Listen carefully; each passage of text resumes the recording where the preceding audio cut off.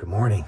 We are continuing in the Sermon on the Mount, and we're in Matthew 5, verse 31 and 32. Now, this talks about divorce. You'll remember that we have seen along the way, Jesus is pointing out what they say, what the religious leaders and teachers said, things that were in the law or things that were maybe even glommed onto the law by some of those Pharisaic teachers along the way. So we read in verse 31, "It was also said, whoever divorces his wife, let him give her a certificate of divorce." Now that stems from Deuteronomy 24, where it was pointed out that because of the hardness of your hearts, right, Moses was allowed to give a certificate of divorce. Jesus points that out in a different text, that it was to do with the hardness of their hearts.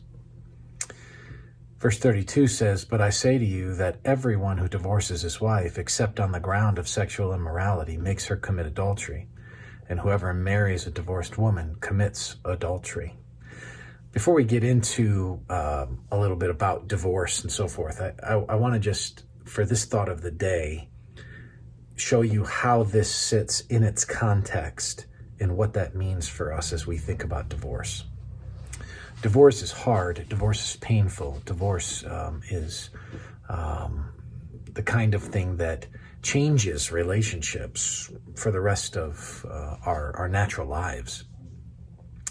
It's interesting that the exhortation about divorce comes on the heels of Jesus addressing anger and its role in your heart and life, and lust, illicit desire, and its role in your heart and life.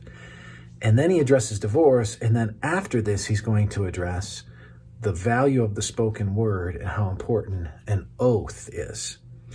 So for this thought for the day, what I want to do is just point out to you that situated between anger, illicit desire, and the importance of the spoken word and how we need to keep with our commitments, let our yes be yes, our no be no, that kind of thinking, right, sits divorce, which is a breaking of an oath, and which often, if you took away anger and you took away illicit desire, sexual lust that ends up cutting at the fabric, often anger and sexual desire that cut at the fabric of marital commitment, how many divorces would go away?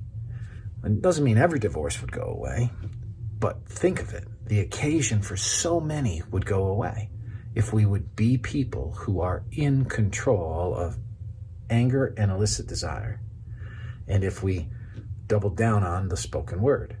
So my encouragement to you is this: as we talk about divorce and we look at it in some thoughts for the day coming up here, let's just keep in mind that many of the crises that we face in this marital context, if anger, illicit desire, and the spoken word taken seriously were all put in play, it doesn't mean they'd go away, but boy, so many of them would be mitigated, right? So many of them.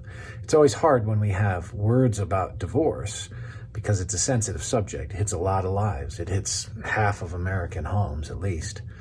And it looks like the statistics are about the same in evangelicalism.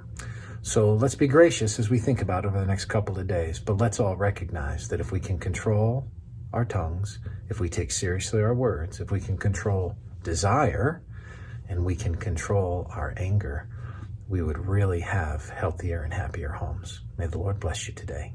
Have a good one.